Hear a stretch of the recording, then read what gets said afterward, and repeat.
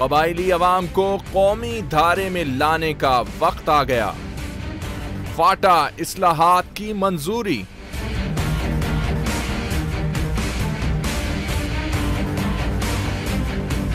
کچرے کے ڈھیر میں تبدیل ہوتا شہر کراچی۔ بے جان بلدیاتی نظام سے پریشان عوام۔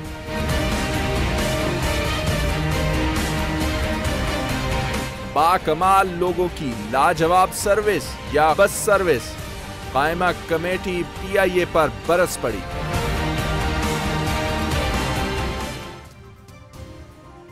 السلام علیکم ناظرین، آج کا دن مولانا فضل الرحمان کے لیے کوئی اتنا زیادہ خوشگوار دن نہیں تھا، کیونکہ ان کی توقعات کے برعکس وفاقی کابینہ نے فاٹا کو 5 سال کے عرصے میں خیبر پختونخوا میں ضم کرنے کی منظوری دے دی ہے۔ یقیناً اس اقدام سے فاٹا کے عوام کو مزید حقوق بھی میسر آئیں گے۔ مجوزہ اصلاحات کے تحت NFC ایوارڈ میں سے فاٹا کو 3% حصہ دیا جائے گا۔ فاٹا ڈیولپمنٹ اتھارٹی قائم کی جائے گی۔ سپریم کورٹ اور ہائی کورٹ کے بینچز بھی فاٹا میں قائم کیے جائیں گے، لیکن عملی طور پر یہ ٹرانزیشن کیسے ممکن ہوگی اور اس ٹرانزیشن میں کن مشکلات کا سامنا کرنا پڑ سکتا ہے، اس پر بات کریں گے۔ ہمیں جوائن کریں گے امریکہ سے ڈاکٹر محمد تقی ہمارے ساتھ موجود ہوں گے، جبکہ ہمارے ساتھ موجود ہوں گے اسماعیل خان صاحب، سینئر صحافی ہیں۔ ڈاکٹر تقی، سب سے پہلے آپ کی جانب آنا چاہوں گا، آپ کیا سمجھتے ہیں کہ آج وفاقی کابینہ نے جو منظوری دی ہے فاٹا کو KPK میں شامل کرنے کی، پریکٹیکلی یہ کتنا زیادہ فیزیبل ہے اگلے 5 سالوں میں؟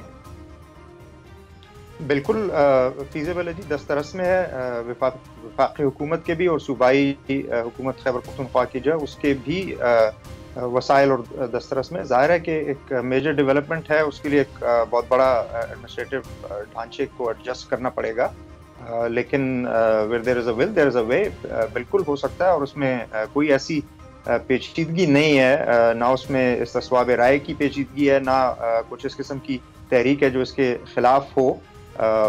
میری رائے میں میں آپ سے یہ پوچھنا چاہوں گا کہ میں یہاں پر آپ سے یہ پوچھنا چاہوں گا کہ وہ قوتیں جو فاٹا کو کسی بھی صوبے کا یا خاص طور پر خیبر پختونخوا کا حصہ نہیں دیکھنا چاہتی تھی، آپ کیا سمجھتے ہیں کہ ان قوتوں نے کیا پسپائی اختیار کر لی ہے؟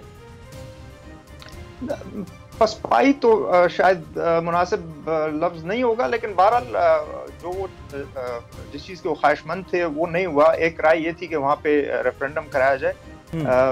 میرے خیال میں موجودہ حالات میں وہ چیز ممکن نہیں تھی، یعنی پچھلے 15 سال کی خونریزی اور جنگ و جدل جو فاٹا میں ہوا، اس کے بعد ایک پولیٹیکل کنسنسس ڈیولپ کرنا اور اس کے اوپر ایک ریفرینڈم کرانا پیچیدہ کام تھا۔ دوسرا ہے کہ تاریخی طور پہ اور ایڈمنسٹریٹو طور پہ دیکھا جائے تو فاٹا جو ہے وہ خیبر پختونخوا کے ساتھ ملحق ہے، یعنی ساتھ ہی ساتھ ٹرائبل ایجنسیاں اور 6 یا 7 جو فرنٹیئر ریجن ہیں وہ سب ہمارے علاقوں کے ساتھ ملے ہوئے ہیں۔ میرا گھر پشاور میں حیات آباد میں جہاں پر ہے، اس سے 10 گز کے فاصلے پر خیبر ایجنسی شروع ہو جاتی ہے، تو ہم تو بالکل ایک ہی لوگ ہیں، اس میں کوئی فرق نہیں ہے، اور ایڈمنسٹریٹو بھی بالکل ٹھیک ہے۔ تقی ذرا یہاں پر توقف کیجیے گا، اس وقت ہمارے جوائن کیا ہے اسماعیل خان صاحب نے، سینئر صحافی ان معاملات پر گہری نظر رکھتے ہیں۔ اسماعیل، اگر میں آپ کو تھوڑا ماضی میں لے کر جاؤں تو ان وجوہات کا آپ کس طرح سے جائزہ لیں گے جن کے تحت فاٹا کو کبھی خیبر پختونخوا میں شامل نہیں کیا گیا؟ ہسٹوریکلی اگر آپ اس کو دیکھیں تو فاٹا جو ہے ہمیشہ ایک بفر زون انگریزوں کے زمانے سے، جب اس کو یاغستان کہتے تھے، it was a no man's territory, کسی کا بھی نہیں تھا۔ پھر بعد میں اس کو as a buffer zone use کیا گیا اگینسٹ افغانستان، کہ یہ وہاں سے پھر ہوا، پھر انگریزوں نے جو جس طرح اس کو مینج کیا، تو وہی چلتا آ رہا تھا پاکستان بننے کے بعد بھی۔ فاٹا کو اسی طرح رہنے دیا گیا اور کہا کہ جی یہ آپ کے بے تنخواہ سپاہی ہیں جو کہ آپ کے فرنٹیئر کو گارڈ کر رہے ہیں۔ پھر 80s میں جا کے جب سوویت انٹرونشن ہوا افغانستان میں اس وقت، تو پھر اس کے بعد افغان مجاہدین کے لیے ایک لانچنگ پیڈ کے طور پہ استعمال کیا گیا۔ پھر امریکن انویژن جب ہوا افغانستان میں، تب یہاں پہ شورش شروع ہوئی اور ایک لڑائی چھڑ گئی افغانستان اور طالبان اور ہمارے TTP کے لوگ سارے۔ تو وہ ایک اسٹریٹجک ایک وہ تھا کہ اس کو اسی طرح رکھا جائے۔ کچھ لوگ ویسے بھی اسٹیٹس کو چاہتے تھے، یہاں پہ ویسٹرن انٹرسٹ ڈیولپ ہو گئے تھے کہ اسٹیٹس کو ہی یہاں پہ رہے۔ تو وہی اس کی وجہ سے ٹیکس لوگوں کے پیدا ہو گئے, کئی اداروں کے کئی لوگوں کے ٹیکس ڈیولپ ہو گئے کہ اسی کو اسٹیٹس کو ہی رکھا جائے اور فاٹا کو نہ چھیڑا جائے. لیکن میرے خیال میں over the period of time یہ ہوا کہ فاٹا میں جو لوگ پڑھے لکھے لوگ ہیں وہ سمجھنے لگے کہ ان کو ڈیلیبریٹلی بیکورڈ رکھا گیا ہے سوشلی اکنامکلی. تو ضرورت اسی لیے پھر پیدا ہوئی, اور اتنی میرے خیال میں جتنی ووکل ایک وہ ہو گیا ہے اس پہ سپورٹ آ گئی ہے فاٹا کے لوگوں کی طرف سے فار اے چینج, تو وہ میں نے کبھی اس سے پہلے نہیں دیکھی. اچھا اسماعیل, اس پر آپ کس طرح کمنٹ کریں گے کہ پچھلے دنوں عالمی میڈیا نے بھی رپورٹ کیا, پاکستانی میڈیا نے بھی رپورٹ کیا کہ داعش کی جانب سے فاٹا کی بعض ایجنسیز میں پشتو زبان میں پمفلٹس تقسیم کیے گئے تھے. جو ملیٹنسی اس وقت فاٹا میں ابھی بھی موجود ہے, کیا اس کی موجودگی میں اگلے 5 سالوں میں, اگلے 1825 دنوں میں یہ ممکن ہے کہ فاٹا کو مکمل طور پر ضم کر لیا جائے کے پی کے میں؟ دیکھیں, پمفلٹ کا میرے خیال میں کوئی اتنی بڑی بات نہیں ہے, کیونکہ پنجاب میں بھی ڈسٹریبیوٹ ہوتا رہے, کراچی میں گرافٹی جو ہے وہ جگہ جگہ دیکھنے کو ملی, تو میرے خیال میں اتنا بڑا ایشو نہیں ہے. ایکچوئل جو ایشو تھا ٹیریٹوریل, ان کے پاس جو ایک فزیکل سپیس انہوں نے فاٹا میں گین کیا تھا وہ فزیکل سپیس نہیں ہے. اب جو گروپس ہیں وہ آپریٹ کر رہے ہیں, جو جس گروپ کا آپ نام لے رہے ہیں کہ اور جتنے سارے گروپس ہیں, they are operating on the other side of the Afghan border. FATA میں فزیکل سپیس ان کے پاس نہیں ہے, تو پمفلٹس ملنا یا کوئی اور چیز ہو جانا یا بالکل ٹھیک ہے. اسماعیل ذرا یہاں پہ توقف کیجئے گا. ڈاکٹر تقی ایک مرتبہ پھر آپ کی جانب آنا چاہوں گا. آپ کیا سمجھتے ہیں کہ اگلے 5 سالوں میں یہ کہا جا رہا ہے حکومت پاکستان کی جانب سے کہ فاٹا کو ضم کر لیا جائے گا کے پی کے میں, آپ سمجھتے ہیں کہ اس ٹرانزیشن میں کتنی مشکلات پیش آ سکتی ہیں اور ان مشکلات کا تدارک کس طرح کر پائے گی حکومت؟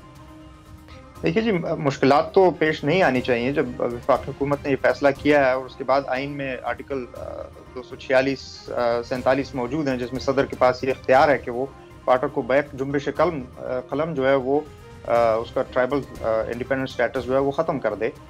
اس میں جو تجویز ہے 2018 کی الیکشن میں فاٹا سے صوبائی اسمبلی کا انتخابات جو ہیں جو پشتونخوا کی اسمبلی میں لوگ کینڈیڈیٹ کنٹیسٹ کریں, یہ چیزیں تو بڑی کلیئر ہیں. جو چیزیں کلیئر نہیں ہیں وہ وہاں پہ جو عدالتی نظام کی بات ہوئی ہے کہ یہ رواج ہے, رواج کا سسٹم وہاں پر لایا جائے گا, وہ رواج کیا ہے؟ مثال کے طور پہ اگر رواج یہ ہے کہ آنکھ کے بدلے آنکھ تھا, تو وہ تو جو پاکستان کا آئین اور قانون اور سپریم کورٹ اور ہائی کورٹ کی رٹ ہے اس کے نیچے تو یہ چیز نہیں چلے گی. تو یہ وضاحتیں جو ہیں وہ ضروری ہیں ان لوگوں کے لیے بھی اور ان لوگوں کے لیے بھی کہ جو اس کو ایڈمنسٹر کریں گے. باقی لیکن ڈاکٹر تقی جو مشیر خارجہ سرتاج عزیز کی قیادت میں جو سفارشات فاٹا کے متعلق تیار کی گئی ہیں اس میں تو اس رواج سسٹم کے اوپر ایمفیسائز کیا گیا ہے. دوسری جانب یہ بھی کہا جا رہا ہے کہ وہاں پر سپریم کورٹ اور ہائی کورٹ کے بینچز بھی قائم کیے جائیں گے, یعنی بیک وقت 2 پیرلل جوڈیشل سسٹمز فاٹا میں انٹروڈیوس کروائے جائیں گے اگر وہ شامل ہوتا ہے کے پی کے میں. جی, فی الحال تو نظر یہی آتا ہے کہ 2 پیرلل سسٹم ہوں گے, ایک ہائیبرڈ عدل کا نظام ہوگا, اور اگر آپ پورے صوبے کو پھر نظر میں رکھیں تو پھر ملاکنڈ میں نظام عدل کا سلسلہ بھی ہے, تو یہ ساری چیزیں ساتھ ساتھ چلیں گی. لیکن بہرحال یہ ایک ایوولوشنری ارتقائی پروسیس ہے. میرے خیال میں صرف اس بات کو پکڑ کے کہ یہ رواج کا مسئلہ حل نہیں ہو سکتا اور فاٹا کو ضم بھی نہ کیا جائے تو اتنے لوگوں کو ملینز کی تعداد میں بنیادی حقوق سے اور آئینی حقوق سے محروم رکھنے کا کوئی جواز نہیں ہے. ڈاکٹر تقی آپ کیا سمجھتے ہیں کہ فاٹا کے علاقے میں جو سیکیورٹی ایشوز ہیں انہیں کس طرح سے ایڈریس کیا جائے گا تاکہ اس پولیٹیکل ٹرانزیشن کو بخیر و خوبی انجام دیا جا سکے؟ دیکھیے جی, جو فاٹا میں جہادزم اور ٹیررزم کے جو ڈین بنے تھے وہ فاٹا کے لوگوں کا مسئلہ نہیں تھا, یہ تو پالیسی کا ایک مسئلہ ہے جو پاکستان نے پالیسی اختیار کی پچھلے 40-45 سال میں, اور پچھلے 15 سال میں وہ اور بھی زیادہ زور پکڑ گئی. اب فاٹا کا سٹیٹس تو 1901 میں اس طریقے سے یہ ٹرائبل ایریا کا طے ہوا تھا اور ڈبل فرنٹیئر بنا, جو ایک ہمارے صوبے اور فاٹا کے درمیان میں اور ایک فاٹا اور افغانستان کے درمیان میں ڈورن لائن. تو 1901 سے 1947 تک تو اس قسم کی کوئی مسائل نہیں تھے. پھر یہ مسئلے بعد میں اٹھے اور پھر اس کے بعد افغان جہاد کے زمانے میں یہ اور زور پکڑ گئے. تو یہ مسئلہ پالیسی کا ہے, ایڈمنسٹریشن کا مسئلہ نہیں ہے. دیکھیے, کچھ لاکھ اور کوئٹہ تو فاٹا نہیں ہے, مرید کے یا پشاور تو فاٹا نہیں ہے, لیکن وہاں پر بھی تو جہادی موجود ہیں اور وہ اپنا کام کرتے رہے ہیں اس دوران. یہ کہنا کہ فاٹا ہونے کی وجہ سے وہاں یہ مسئلہ پیدا ہوا ہے, ایسا نہیں ہے. बिल्कुल ठीक है, बिल्कुल ठीक है डॉक्टर तकीज़, तवक्कुफ कीजिएगा। इस्माइल खान साहब, आपकी जानिब आना चाहूंगा, आप क्या समझते हैं कि पाकिस्तान की जो सिविल और मिलिट्री एस्टैब्लिशमेंट है वो इस फैसले में एक ही पेज पर है, और वो जो सियासी कुव्वतें रेफरेंडम की बात कर रही थी, कुछ अलहदा तरीके से इस इशू को टैकल करने की बात कर रही थी, क्या अब वो खामोश हो जाएंगी इस्माइल साहब? देखिए, एक तो मैं तकी साहब की बात को मैं बिल्कुल एंडोर्स करूंगा कि फाटा का इशू जो था या वहाँ पे मिलिटेंसी या जो भी था वो पॉलिसी के इश्यूज थे, उसमें फाटा was not to be blamed और the people of Phata were not to be blamed, number 1।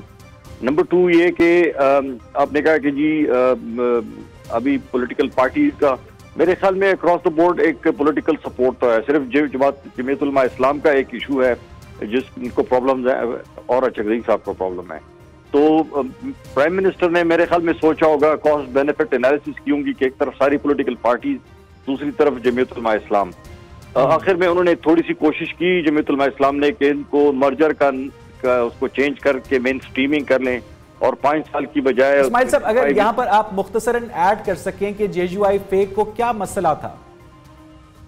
उनका मसला ये था कि जी आपने ये एक कमेटी जो थी सरताज साहब को ये मैंडेट ही नहीं था कि उन्होंने रिकमेंडेशन जो दी वो की। दूसरा उनका था कि उन्होंने जो जरगा बुलाया था 5000 पीपल का, वो ज्यादा रिप्रेजेंटेटिव था बनिस्बत दूसरे जो जरगे हुए हैं। लेकिन मेरे ख्याल में कोई कोजेंट उनके पास कोई रीजन नहीं थी कि इसको अपोज करते, and he is standing on the wrong side of history. मेरे ख्याल में ये बाद में लोग इन्हीं को इल्जाम देंगे कि ये इन्होंने गलत किया था फाटा जो रिफॉर्म्स को अपोज कर। यानी इस्माइल खान साहब, आप समझते हैं कि इस मामले को खामखा JUI फेक की जानिब से अना का मसला बनाया गया?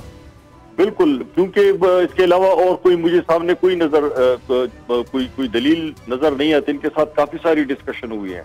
मौलाना साहब ने एक स्टैंड लिया हुआ है, उनका ख्याल है कि उनका वो काफी वेट कैरी करते हैं नवाज शरीफ साहब के साथ बीइंग एन एलाय, लेकिन वो ये कैलकुलेशन में मार खा गए, वो समझते हैं कि उनके साथ धोखा हुआ है। लेकिन मेरे ख्याल में प्राइम मिनिस्टर ने जरूर सोचा होगा कि फजलुर रहमान साहब को खुश करने के लिए वो बहुत सारे लोगों को नाराज कर जाएंगे। ठीक इस्माइल साहब, तवक्कुफ कीजिएगा। डॉक्टर तकी एक मरतबा फिर आपकी जानिब आना चाहूंगा।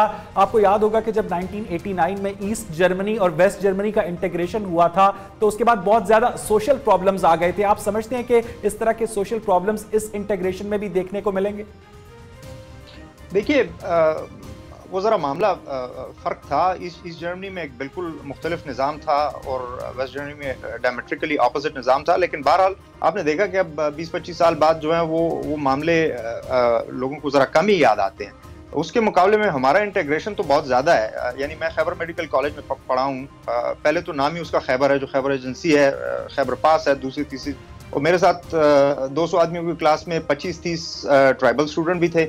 इसी तरह आप किसी अदालत में चले जाएं, किसी बिजनेस में चले जाएं, हम एक दूसरे से मुत्तसिल हैं, हमारी रिश्तेदारियां हैं, एक दूसरे के साथ कारोबार हैं, ताल्लुकात हैं। इंटीग्रेशन इतनी मुश्किल नहीं है। बहुत बहुत शुक्रिया डॉक्टर तकी आपके वक्त के लिए, बहुत बहुत शुक्रिया इस्माइल खान साहब हमें ज्वाइन करने के लिए। नाज़रीन, बहुत अच्छा इक़दाम उठाया गया है वफाकी काबीना की जानिब से। कबायली अवाम ने इस इक़दाम का खैर मकदम किया और अब देखना यह है कि कितनी स्मूथली ये ट्रांजिशन मुमकिन होती है। मुझे यहाँ पर एक ब्रेक लेनी है।